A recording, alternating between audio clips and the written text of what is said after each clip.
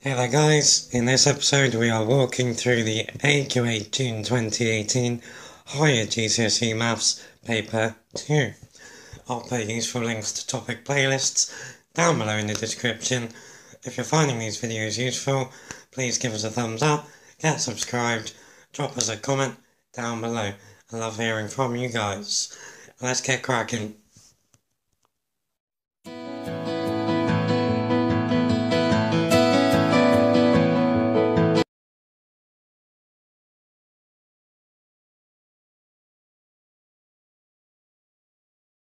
Okay, question 1. Here is a circle. Circle the word that describes the shaded region. So, there's no trick to this, it's a segment. Question 2 wants us to circle the number that is written in standard form. So I'm going to go through each of these and explain why or why they are not in standard form. So this first guy, 0.25 times 10 to the 4 is not in standard form. Standard form is always a single digit between 1 and 9, and then point anything we like after the decimal times 10 to a whole power. So the problem with this guy is that we have a 0 before the decimal. This second guy is actually the winner. 6 times 10 to the 7 is a single digit. There doesn't need to be anything after a decimal point. And then we got times 10 to a whole number. So this is our winner. 38 times 10 to the minus 3 is not. 38 is not a single digit number. So that's not that guy. And then this last one, 4 times 10 to the half, the power of 10 is not a whole number. So that's the reason that's not our guy. Cool. Question 3. Y is 1.5 times x. We want to circle the ratio y to x. So we could, first of all, say y to x is, well, 1.5 is the same as 1.5. So we could say y to x is 1.5 to 1. We can then multiply both sides of that by 2, which gives us 3 to 2. Question 4 wants us to work out 40 as a percentage of 10. Well, 10 as a percentage of 10 is 100%. So 40 is 4 times 10. So as a percentage, it's 4 times 100%. So it's 400%. Okay, question 5 wants us to match up some sequences with their description. So this first one has been done for us. This is a Fibonacci sequence because we are adding the two previous terms to get the next term. So for example, 1 plus 1 is 2, then 1 plus 2 is 3, 2 plus 3 is 5. This next one, 1, 2, 4, 8, 16, 32. Well, what's going on here? To get from term to term, we are multiplying by 2 each time. Now a sequence where you multiply each term to get the next term is called a geometric sequence. So let's find geometric. There it is, directly opposite. Okay, the next one. 1, 2, 3, 4, 5, 6.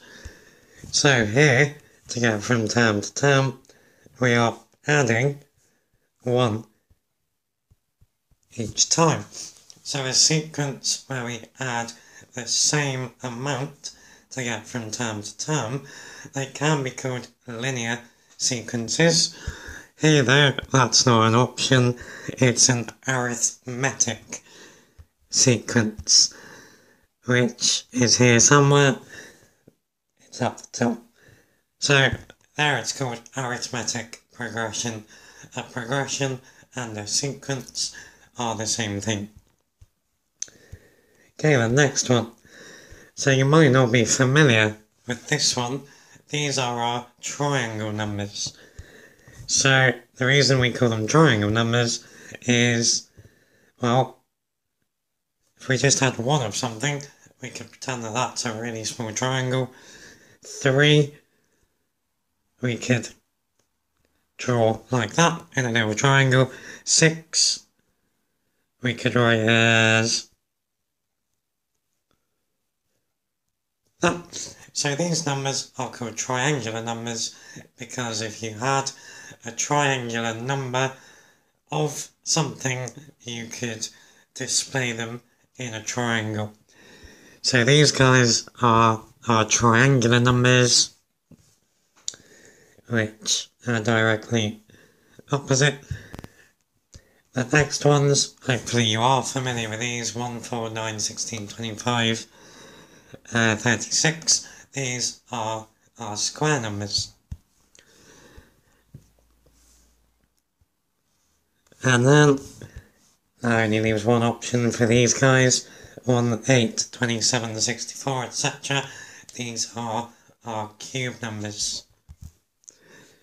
So, with a question like this, say we got to the triangular number 1 and we really weren't sure, move on, try and match up the others and hope that you would get left with only one that you don't know, but then we'd only have one option for the answer. Okay, question 6. So the table shows information about the population of a city. So the population in 2001 is 420,000 and in 2011 it's 480,000.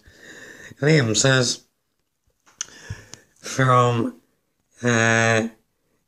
2011 to 2021 the population of the city will increase by the same percentage as from 2001 to 2011. So he works out population increase from 2001 to 2011 is 480,000 minus 420,000, which is 60,000. So to then work out the population in 21, he's just added 60,000 onto 480,000, which was the population in 2011. So he's saying the population in 2021 will be 540,000. We were asked, does the population of 540,000 match his claim? So the percentage increase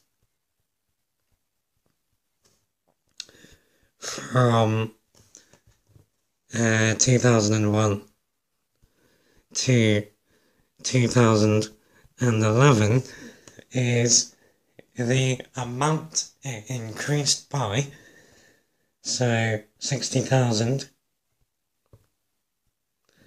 divided by the population in 2001. So 60,000 divided by 420,000.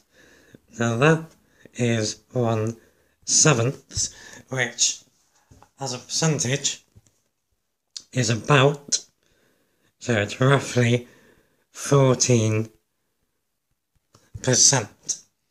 So we can now work out what percentage increase 60,000 would be from 480,000. So if the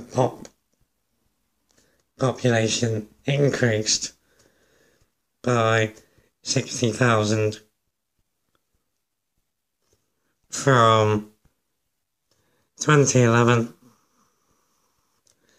to 2021, then the percentage increase would be 60,000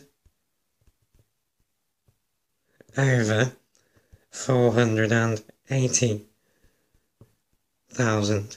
Now that as a fraction is 1/8, or as a percentage it would be 12.5%.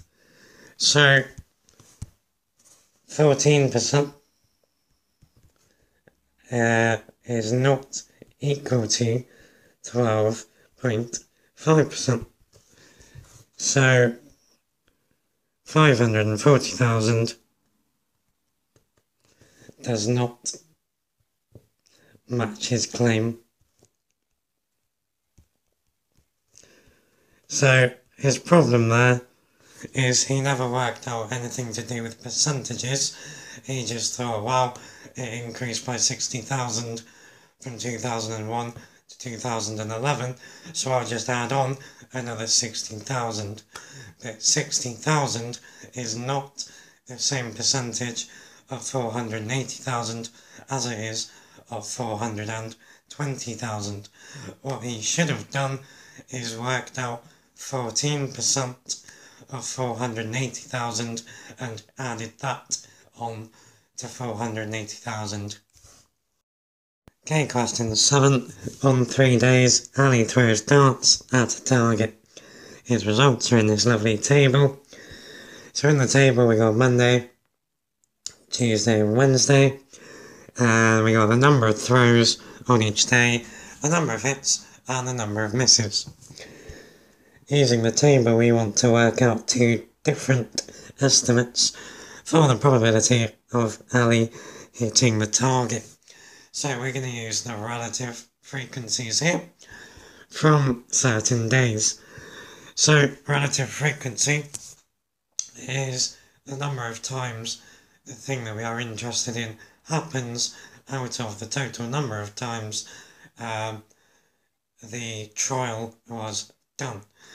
So, for example, on Monday, the relative frequency of hits was 18. No, it wasn't. It was 15 out of 20. So, on Monday, we got 15 out of 20. That's fine. It doesn't even ask for it in its simplest form.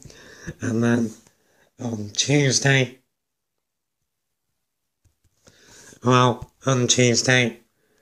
the number of hits was 22, and the total number of darts thrown was 30. So another estimate is 22 out of 30.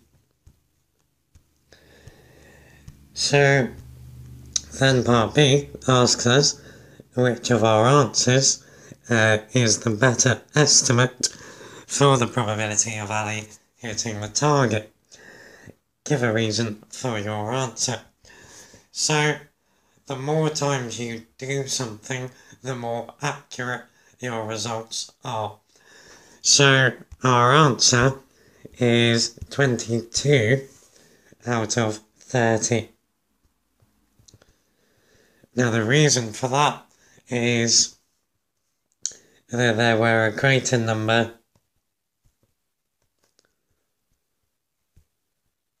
of darts thrown. So a nice way to demonstrate that is imagine if he only threw the dart twice and he hit his target both times. If we use the relative frequency from that, we would be estimating that it's 100% certain that he will hit the target. so it's a load of rubbish. So the greater number of times you do something, the more accurate your results are. So just as a little side note here, the most accurate estimate we could have got is by using the totals here at the bottom. So his total number of hits was 54, and his total number of throws was 90. So that is the most accurate estimate that we can get from that table. Okay, question 8. Theo starts with savings of £18. James starts with no savings. Sounds familiar? Each week from now, Theo will save £4.50 and James will save £4. We want to work out in how many weeks will Theo and James have savings in the ratio 15:8. So the first thing we're going to write down here is Theo to James is 18:0. Bit of a funny ratio to have 0 involved, but it works. So what we could do here, and I think what we will do is it's the simplest thing, is keep on adding the amounts that each one of them save to both sides of the ratio. So after 1 week, Theo will have 18 add £4.50. So that would be 22.5. James will have 4. So that's after 1 week. And then just keep on going like this. So 22.5 at 4.5 is 27. And then 8. So that doesn't simplify to what we want it to. Then we're going to have 31.5 to 12.5. No, we're not. Just 12, my bad, because we're just adding 4. So that is after 3 weeks. Then we're going to have 36 to 16. So that's after 4 weeks. Now this ratio will simplify. We do have a common factor here of 4. So if we divide both sides by 4, we get 9 to 4. That's not what we're after though. Keep chucking on. So next we're going to have 40.5 to 20. So that's after 5 weeks. Then we're going to have 45 to 24. Now that's after 6 weeks. Now again, we can simplify this ratio. There is again a common factor of 3. So if we divide both sides by 3, we do get 15 to 8. So the answer is 6 weeks. Now, there was something here that would have let us do this without so much faff, and that is this ratio, 15 to 8. That tells us that Theo's savings had to be a multiple of 15. That's not really that useful, but James's savings had to be a multiple of 8. So instead of adding on 4.5 and 4 for every 1 week, we could have done half the work by adding on 2 weeks. So we'd be adding on £8 to James's savings. So we would have had to do half the work there. But it worked, so nothing wrong with it. Question 9, we're dealing with error intervals here, so I'll put a link down below to my error intervals videos. So the length of each side of a regular pentagon is 8.4 centimetres to 1 decimal place. We want to construct the error interval for the length of each side. So whenever you round, you make errors. An error interval tells us the range of values that the actual length could have been before we rounded. So for the lower bound, we're thinking what is the smallest number that would round up to 8.4 to 1 decimal place.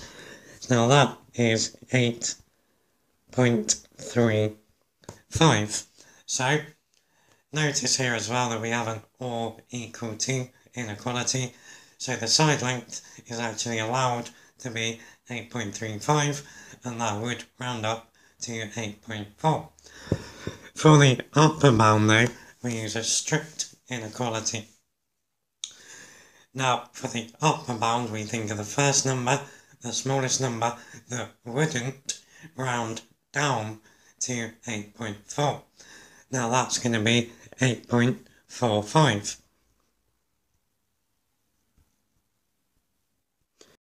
Okay, now we want to construct the error interval for the perimeter. So remember it's a regular, so all sides are the same, pentagon, which means there's 5 sides. So we're going to do 5 times the lower bound for side length. So 5 times 8.35 is 41.75. So that's the smallest, well, the perimeter can be, and then exactly the same for the upper one. We're going to do 5 times the upper bound of the side length. So 5 times 8.45 is going to give us 42.25. So that's our upper bound. For question 10, we're given the volume of a sphere is 4/3 pi r cubed, where r is the radius. We've got a bowl, which is a hemisphere with a radius 30 centimetres. So a hemisphere is half of a sphere. We're told sand fills the bowl at a rate of 4,000 centimetres cubed per minute. We are asked, does it take less than a quarter of an hour to fill the bowl of sand? We must show our workings. So, first of all, we need to find the volume of the bowl, and then we're going to ask how many lots of 4,000 centimetres cubed are there in that.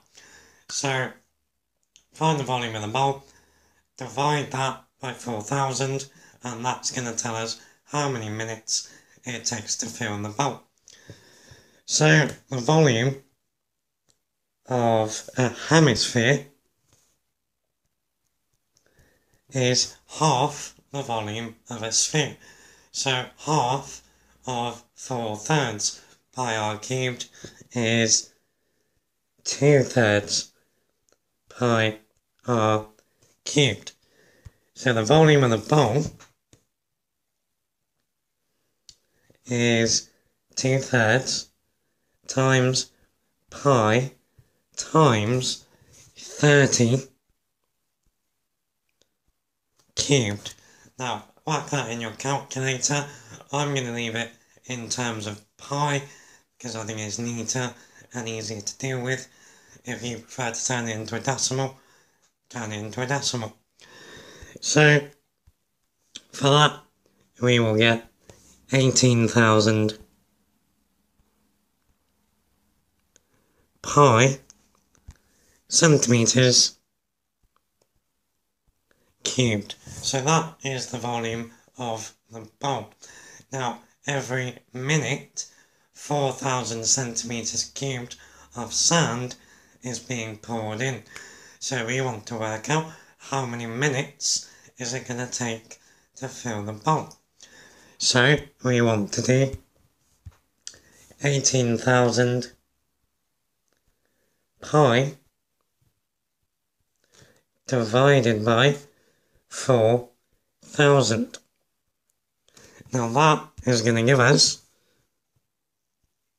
14.1. Now that is telling us how many minutes it's going to take. So 14.1 minutes. Now, quarter of an hour is 15 minutes. So the answer is yes, because 14.1 minutes is less than 15 minutes. Okay, question 11, we got a tree diagram, which is displaying information about two ordinary affair dice being rolled. Our first mission is to complete the tree diagram. So the two events that we are interested in is less than 3 or 3 or more. So remember, probability always has to add up to 1. So the probability we're going to smash here is 2/3. So the numbers that we're interested for 3 or more are 3, 4, 5 and 6, which is 4 out of the possible outcomes, of which there are 6. So the probability is 4/6, which is the same as 2/3. And the probabilities are exactly the same on the second branches. So 2/3 there, 1/3 there, and 2/3 there. Okay, part B wants us to work out the probability that both dice land on a number less than 3. So, we want both dice landing on a number less than 3. So we're going along this branch and then along this branch. Now when you're going along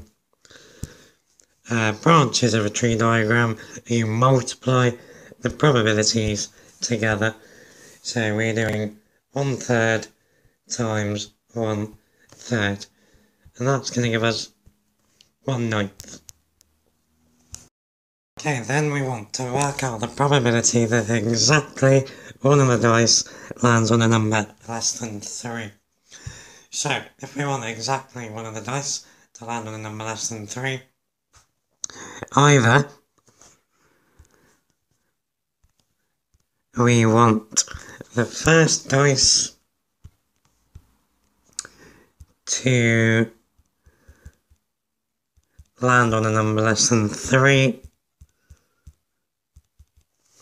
So we're going to go less than 3, but then 3 or more, or if the first dice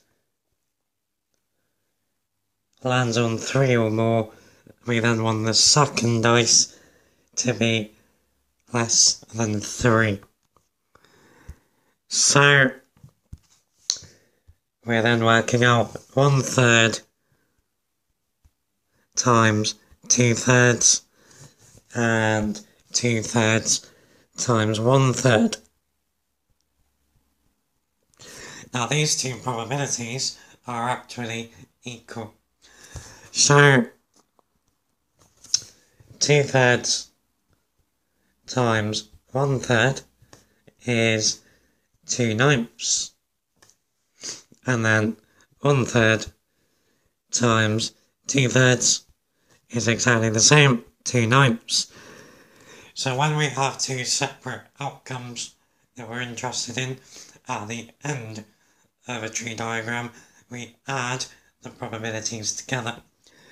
So 2/9 add 2/9 is 4/9. So that is our answer. Okay, question 12. So a straight line is drawn on the centimetre square grid. Faye assumes that the scale is 1 centimetre represents 1 unit. We want to use her assumption to work out the gradient of the line. So gradient is difference in y divided by difference in x, or height divided by length. So here, the height of the line from the start to the finish, or left to right, the height is 4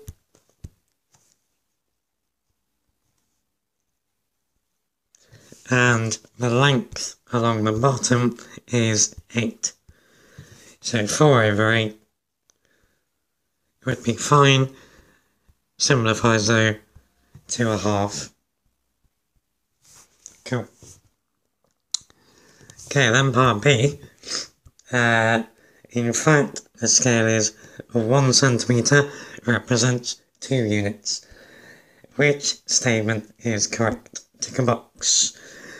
So, it's not going to make any difference at all, because the height is going to be multiplied by 2, but so too is the length. So both things are going to be altered in the same way. So the gradient is going to be exactly the same. So the box that we want to tick is the answer to part A stays the same. Okay, question 13. We want to show that for x not being equal to 1, that 8x squared minus 8 over 4x plus 4 simplifies to the form ax plus b, where a and b are integers. So the first thing you want to do with algebraic fractions always is see if we can factorise them at all and cancel out any common factors between the top and the bottom. So the top has a common factor of 8. So we can write the top as 8 lots of x squared minus 1, and then the bottom has a common factor of 4. So if we take that out, we get 4 lots of x plus 1. So between 8 and 4 there is a common factor of 4, so we can now divide the top and bottom by 4. So that's going to give us 2 lots of x squared minus 1 over x plus 1. Okay, so it might look here as if we can't factorise any further. However, x squared minus 1 is a special type of quadratic. It's called the difference of two squares. I'll put a link to my video on that down below in the description. So up on top we've got 2 lots of, now x squared minus 1 factorises to x plus 1 times x minus 1. And then on the bottom we've got our x plus 1. Now between the top and the bottom here there is now a common factor of x plus 1. So these two cancel each other out and we are left with 2 lots of x minus 1. Now remember they want it in the form ax plus b, So we now need to expand the bracket. So we've got 2x minus 2. Okay, question 14. So the scale drawing represents a garden. Water from a sprinkler at point P reaches up to 20 meters, and water from a sprinkler at point Q reaches up to 25 meters. Question asks us, using a pair of compasses, show the region that water from both sprinklers reaches. So, with a compass, pretty simple stuff really. At point P, we just need to use the scale. So, if 1 centimetre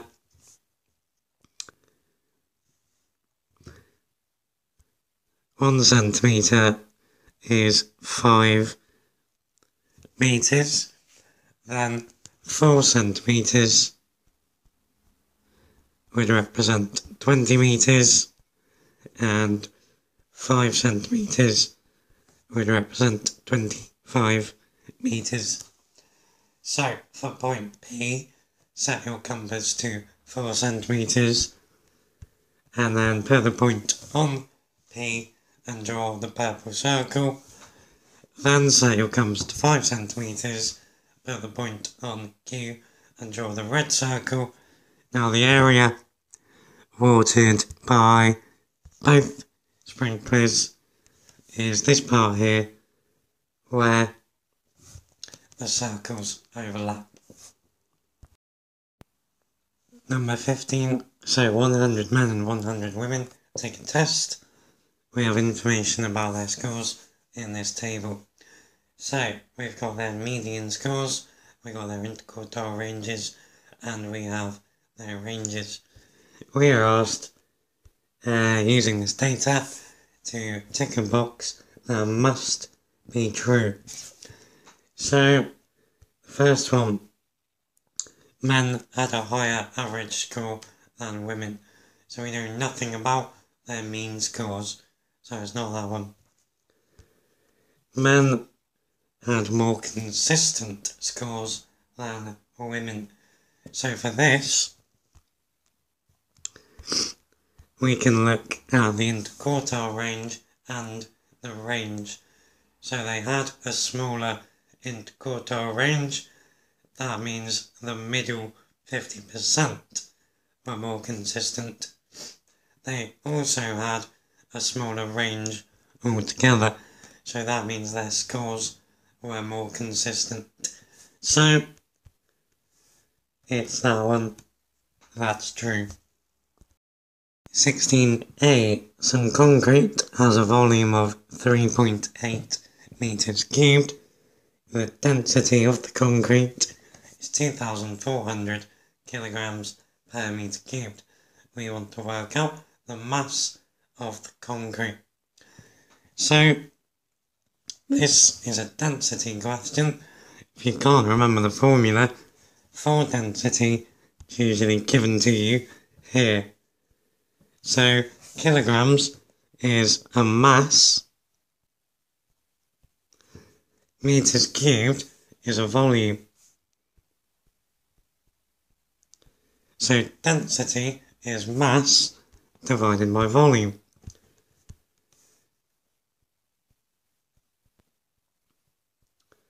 Now we want to work out the mass, so we would multiply by the volume.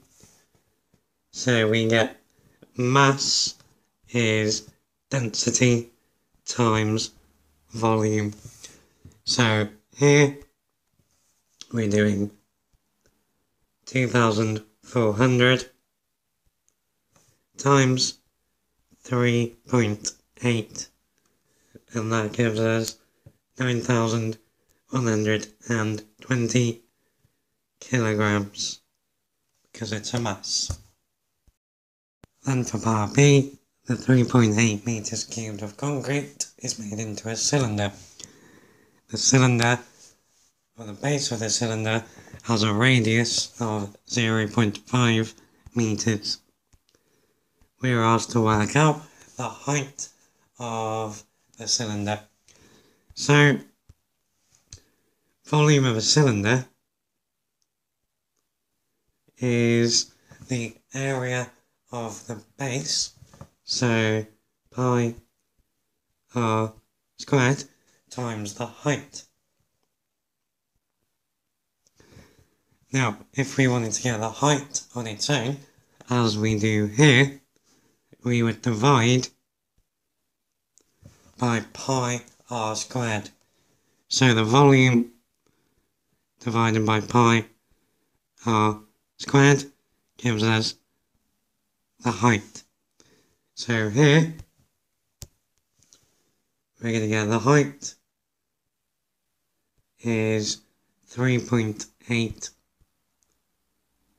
divided by, well, 0.5 squared is 0.25. So 3.8 divided by 0.25 pi. If we go to 2 decimal places here, I get 4.83, and that's meters.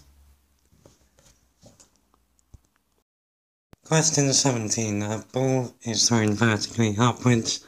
The graph shows the height of the ball after it is thrown. So there's our lovely graph. Part A says for how many seconds is the ball at a height greater than 2 meters. So it starts off at 2 meters high, so then it goes upwards, and it comes back down. The next time it is at 2 meters is here. So that is at 3 seconds. So it's higher than 2 meters for 3 seconds. Then part B says after how many seconds is the ball at instantaneous rest. So what that means is the ball is not rising upwards and it's not falling downwards. So on the graph, what we're looking for is the turning point, which is this point right there.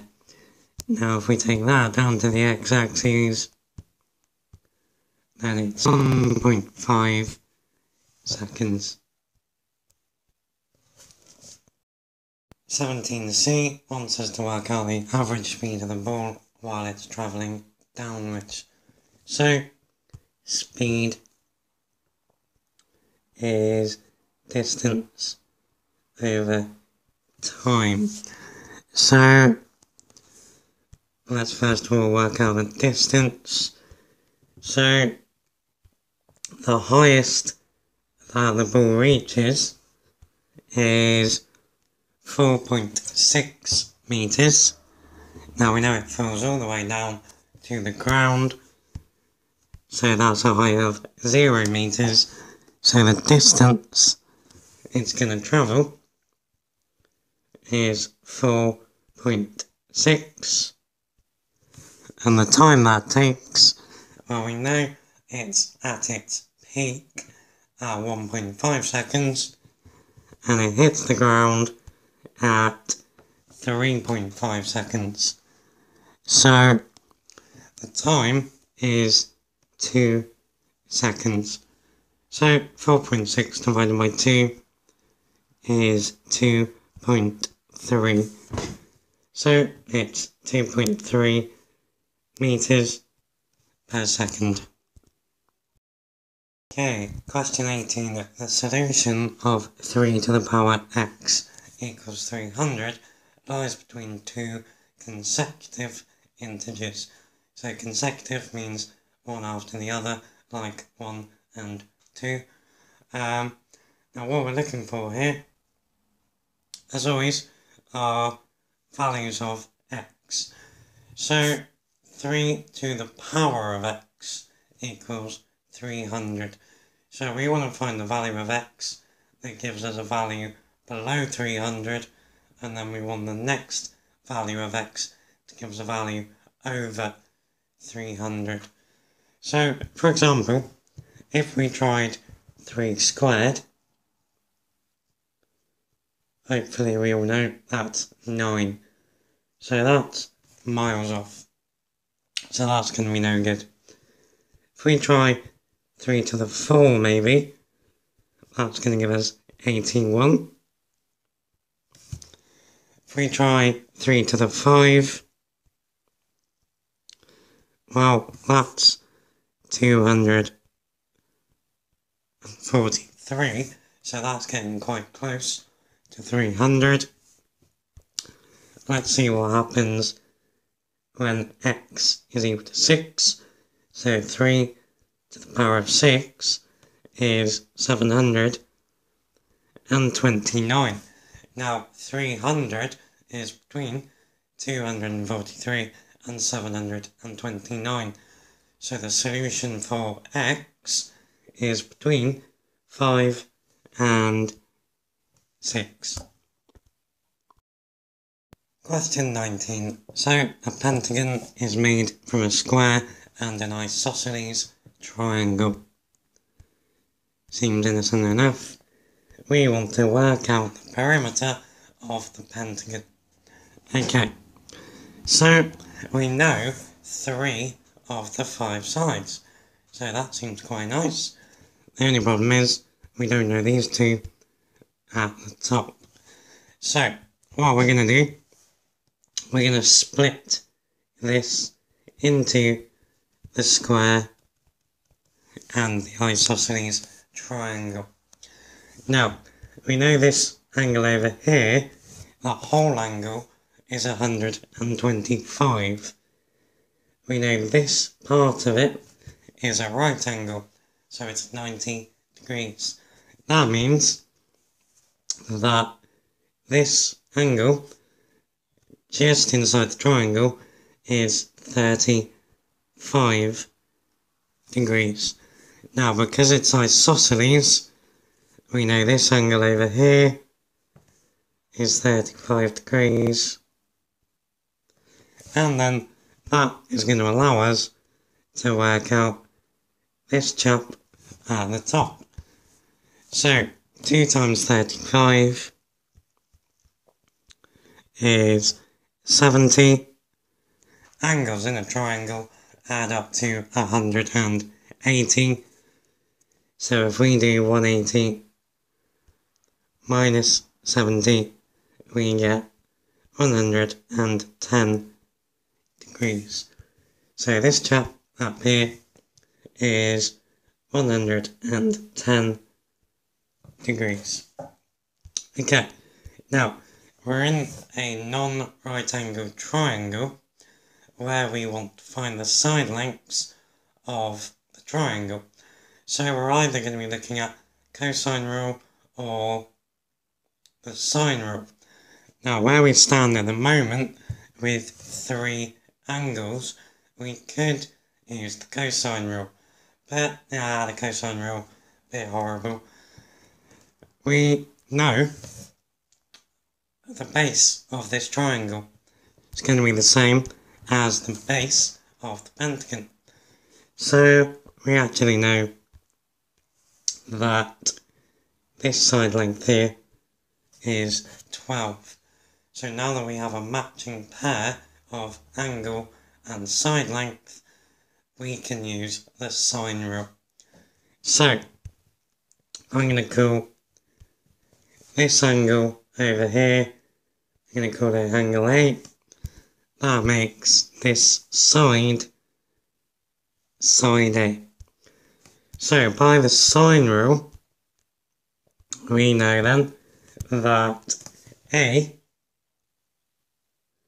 over sine A, so sine 35,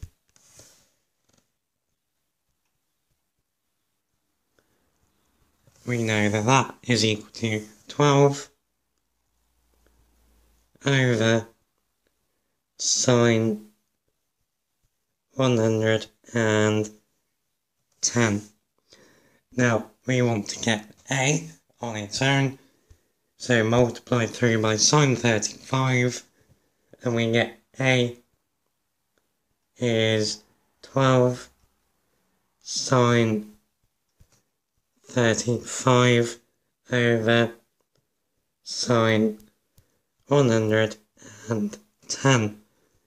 Now that gives us 7.3 to 1 decimal place. So now we know all 5 side lengths of this pentagon. Let's clear it up. So we know this side is 7.3, this side is 7.3, so the perimeter is 3 times 12, which is 36,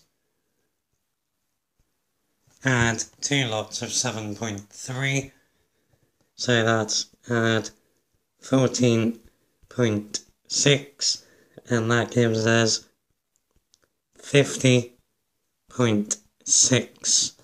So 50.6 centimetres is our guy. I'll put a link down below to my sine and cosine rule stuff. Question 20. So this is one that seems to be causing problems. We got a diagram of an inflated swimming ring. So if you like, it's like a ring donut. So the dimensions are in centimetres. So we got this B dimension and this A dimension. We're told the volume of the ring, V centimetres cubed, is given by the formula V equals 0.25 pi squared times B minus A squared times B plus A. We want to work out the volume when A is equal to 20 and B is equal to 30. So all that we're doing here is plonking these numbers into that formula and then giving our answer to 3 sig figs. So the volume is 0.25 pi squared. Now it's times B minus A squared, so that's 30 minus 20, which is 10 squared, so that's 100, and then times B plus A, so that's 30 plus 20, which is 50. So if we plug that into a calculator, then we will get 12,337 centimetres cubed, but we want that to 3 significant figures. So the third sig fig is the first 3. That has a 3 after it, so it's going to be 12,300. Q. 21. Liz and Tina are both walking to the shops along different straight paths. The diagram shows their positions at 2 p.m. We're going to assume that they are walking at the same speed. We want to work out who will arrive at the shops first. We must show our working. So if they're walking at the same speed, then basically it's a question of who has the furthest to walk. So we know how far Liz has to walk, 80 metres. We don't know how far Tia has to walk. That's what we need to work out. So this is a non-right angled triangle. We know 2 side lengths and 1 angle. So we're going to be using the cosine rule. So if we call this side that we don't know side A, that makes this angle A. So the cosine rule is a squared equals b squared plus c squared minus 2bc cos of a. So if we plonk in the stuff that we know, a squared is 60 squared add 80 squared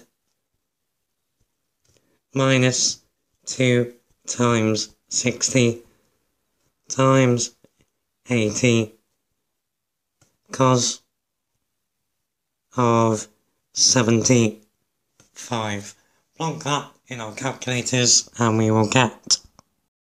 Part B says, in fact, Liz walks at a faster speed than Tia. How will this affect our answer to part A? So Liz was going to get there first if they were walking at the same speed. So if it turns out Liz walks faster, there's going to be no change at all. Liz will still get there first. So there's no change. Question 22. A circle centered the origin, so 0, 0, passes through the point 5, 0. We want to circle the equation of the circle. So, general equation of a circle centered at the origin is x squared plus y squared is equal to the radius squared. So here, hopefully we can see the radius of the circle is 5. So if r is equal to 5, r squared is equal to 25. So the equation that we want is x squared plus y squared is equal to 25. There he is. Cool. 23. Solids x and y are similar. X has a volume of 64 centimeters cubed and y has a volume of 343 centimeters cubed. We are told the surface area of x is 176 centimeters squared. We want to work out the surface area of a solid y. So, let's set up some ratios over here. So,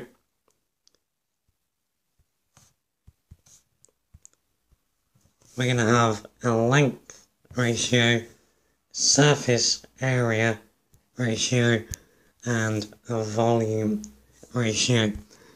So from the start, we know the volumes of x and y are in the ratio 64 to 343.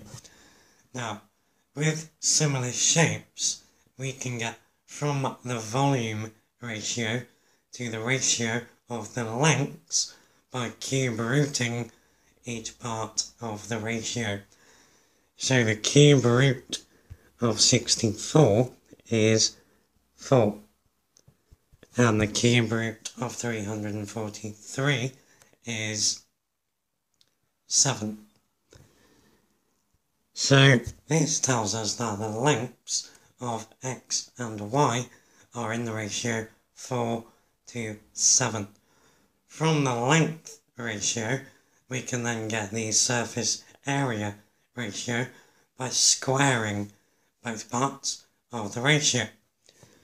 So the surface area of x to the surface area of y is going to be in the ratio 4 squared to 7 squared. So 16 to 49.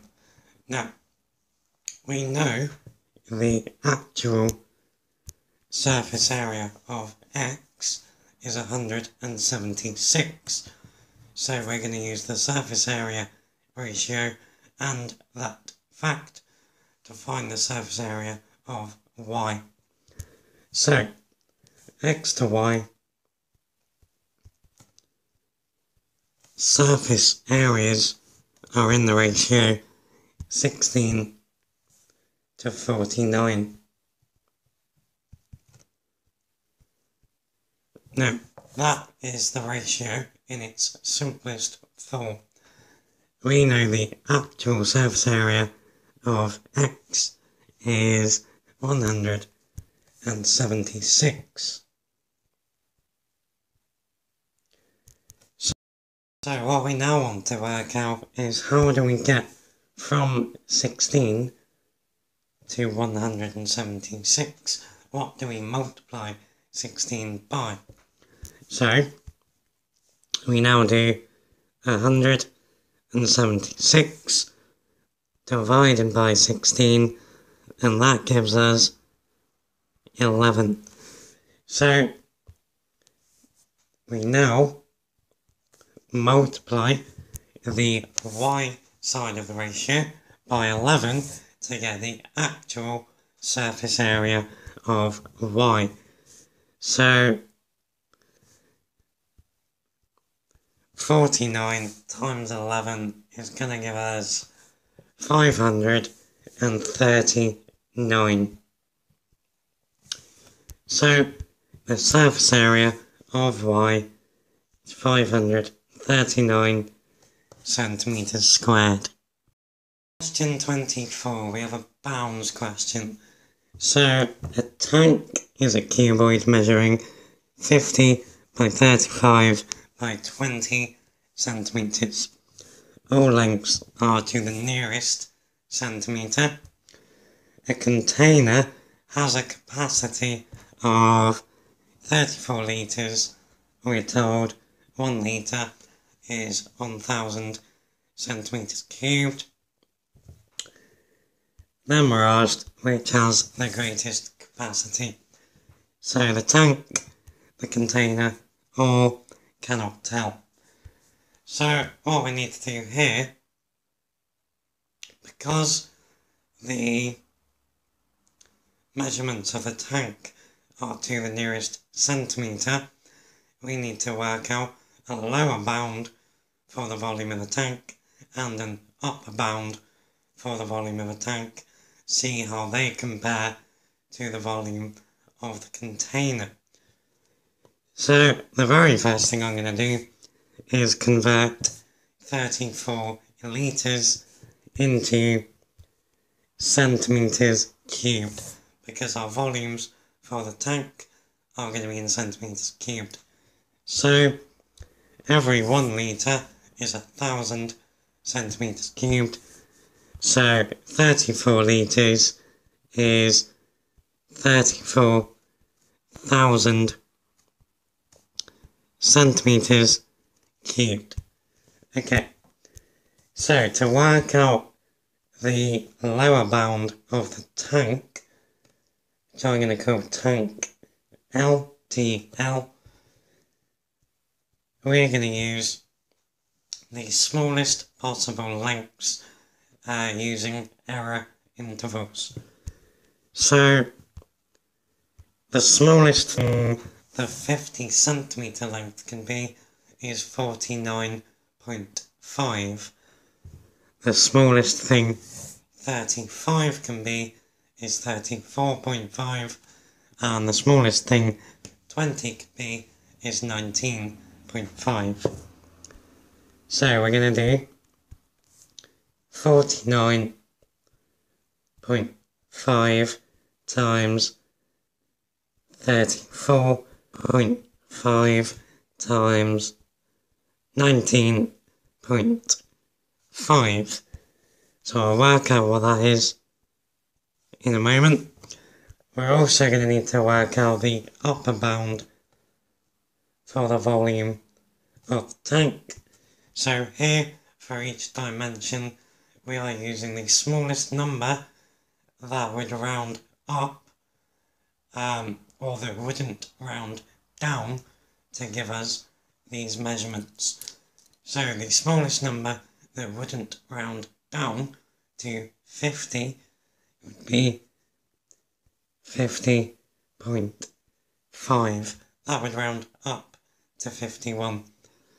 And then the smallest thing that wouldn't round down to 35 is 35.5.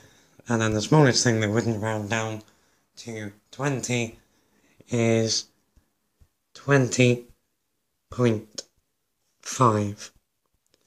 So now we're going to work out what each of these bounds are. Okay, so for the lower bound we get 33,301, and for the upper bound we get 36,751. So the lower bound, the smallest possible volume of the tank, is less than the volume of the container, but the upper bound, so the greatest possible volume, is greater than the volume of the container. So, because the bounds are either side, we can't tell which one has the greatest volume. Question 25, quite a tricky Venn diagram one. So, the Venn diagram shows information about 150 students. So, C are students who study chemistry, P are students who study physics. So, in this Venn diagram, we don't know how many students study chemistry and physics, so that's given here by X. We also don't know how many students don't study either chemistry or physics, so that's given by Y. So we are told the probability that a physics student chosen at random also studies chemistry is 5/12. So that is going to be important. We are told one of the 150 students is chosen at random. What is the probability that this student does not study either chemistry or physics? So what we need to work out here then is X and then Y. And then finally at the end we want Y out of the 150 students, because we want a probability. So, going back to this first sentence, the probability that a physics student, so that is the thing, or the set that we are choosing a student from, is this circle. So the probability that a physics student chosen at random also studies chemistry is 5/12. Now, we know then that probability, so a physics student chosen at random that also studies chemistry is X out of the total number of students that study physics. So we know that X, so those are the students that study chemistry and physics, out of X add 35. So X add 35 is the total number of students that study physics. We know that is equal to 5 over, what's going on with that 5 over 12. So we're going to use this equation to work out the value of X. Now, if we first of all multiply both sides by X plus 35, we get X is equal to 5 lots of X plus 35 all over 12. If we then multiply by the 12, we get 12x is 5 lots of, well, we're going to expand this bracket as well. So we're going to get 5x, add 5 times 35, which is 175. So we now want to solve this equation for x. So if we take away 5x, we get 7x is 175, and if we then divide by 7, x is equal to 25. So we've definitely done the trickiest bit up to there. So what we now know is that the number of students who take chemistry and physics is 25. So we now need to work out the value of y. So remember there are 150 students altogether. So we now know the students who take chemistry or physics or chemistry and physics is given by 47 add 25 add 35. Now that gives us 107. So y is 150 minus 107. So y is 43. So we then want the probability that a student chosen at random from all 150 students does not study either chemistry or physics.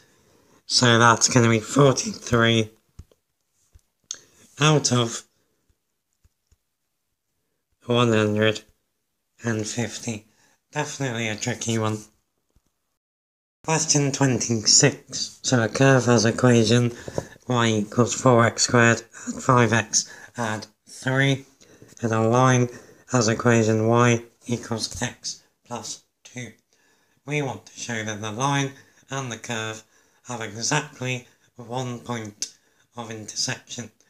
So, at intersection points, lines and curves are equal. So the first thing we're going to do is set the equations equal to each other. So we're going to say 4x squared, add 5x, add 3 is equal to x plus 2. So we're saying the curve is equal to the line, which is true at any points of intersection. Now, if there is only 1 point, we will only get one set of values, x and y, that work for this equation. So, the chap on the left is a quadratic. So, to solve quadratics, we want to get everything on the same side with a 0 on the other. So, we're going to take away x and take away 2 from both sides. So we're going to get 4x squared, add 4x, add 1 is equal to 0. So we now want to solve this quadratic equation. Now we could use the formula if you want to, but we should be able to factorise this guy. So I'm going to show you a nice method to factorise these harder quadratics, and I'll put a link to my video down below in the playlist in the description where there's lots more examples. So the first step is to multiply the coefficient of the x squared by the number at the end. So 4 times 1 is 4. Now, what we want are two numbers that multiply together to give us 4 and add together to give us the 4 in the middle. Now, those two numbers are 2 and 2. So, what we do here is we now go back and check out how many x squareds we have. We have 4x squareds. So we open two pairs of brackets and each one has a 4x in it, like that, with the equal 0 at the end. Now, inside each of those brackets, we put each of these two numbers. So we're just going to get here 4x add 2 times 4x add 2. Now, the final step to doing this, to factorising, is that we now divide away any common factors inside of each bracket. So both brackets have a common factor of 2. So this simplifies to 2x add 1 times 2x add 1 is equal to 0. Now we could write this as 2x plus 1 squared is equal to 0. Now, we want to find the x value that makes this true. So we want to make this bracket equal to 0.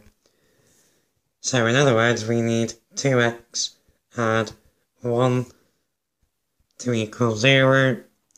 Take away the 1, we get 2x is minus 1. And then divide by 2, we get x is equal to minus 1/2. Now, we might be alright to stop there and say, well, there is only one x solution. So,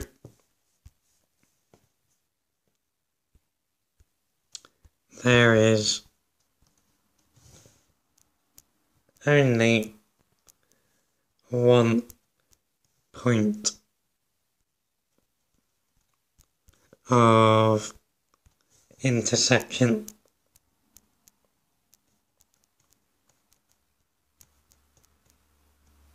So I think we'd be fine with that.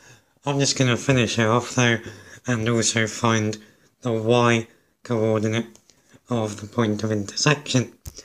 So to do that, we're going to use the linear equation.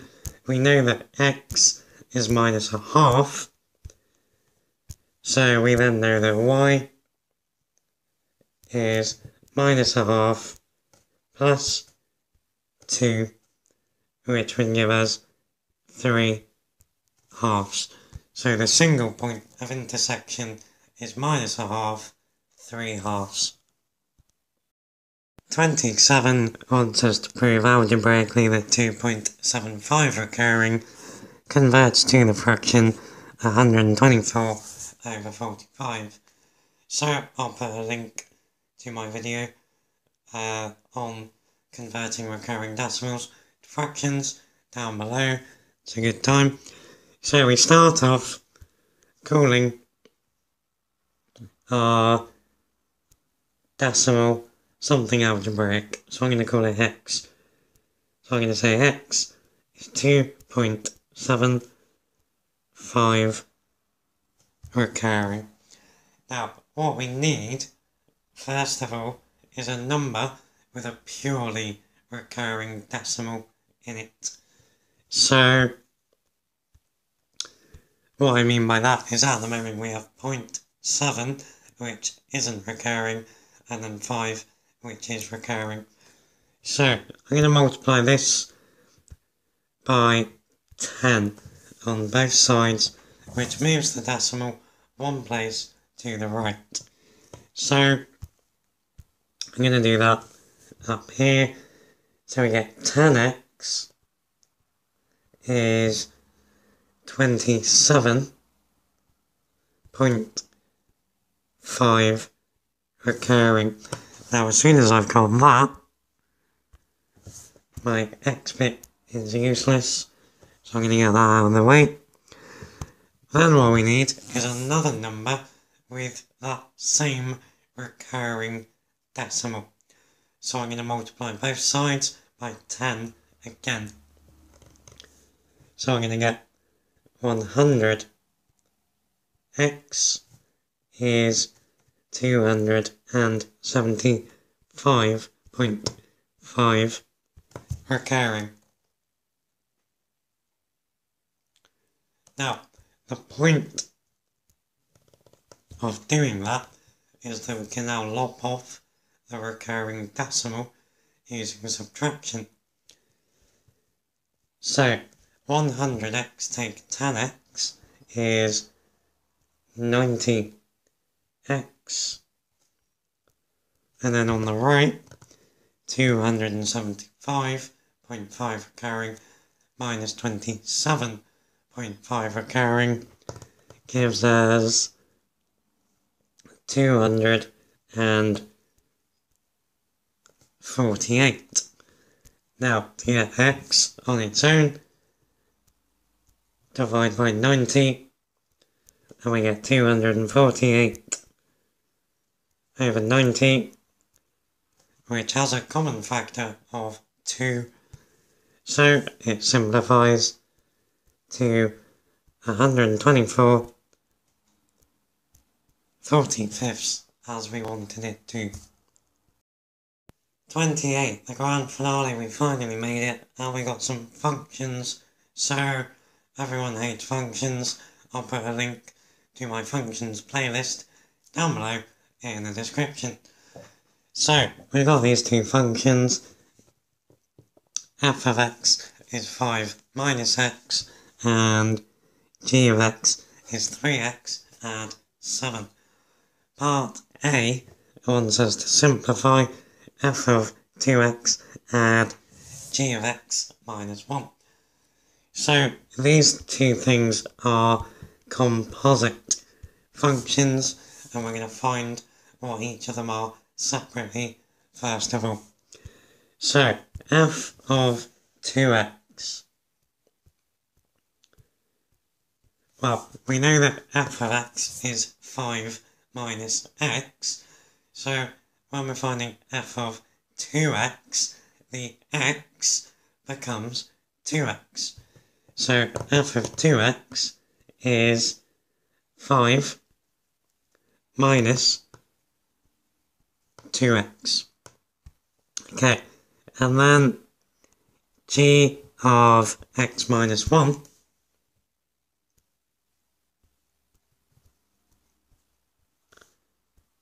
okay, so g of x is 3x add 7. So again, the x here becomes x minus 1. So g of x minus 1 is 3 lots of x minus 1 add 7. Now that is going to simplify to, if we expand the bracket, we get 3x minus 3. So minus 3 add 7, it's going to give us plus 4. So g of x minus 1 is 3x add 4. So what we now want to simplify, f of 2x add g of x minus 1, is 5 minus 2x, add 3x, add 4. So, in terms of x, we've got minus 2x, add 3x, so that's going to give us x.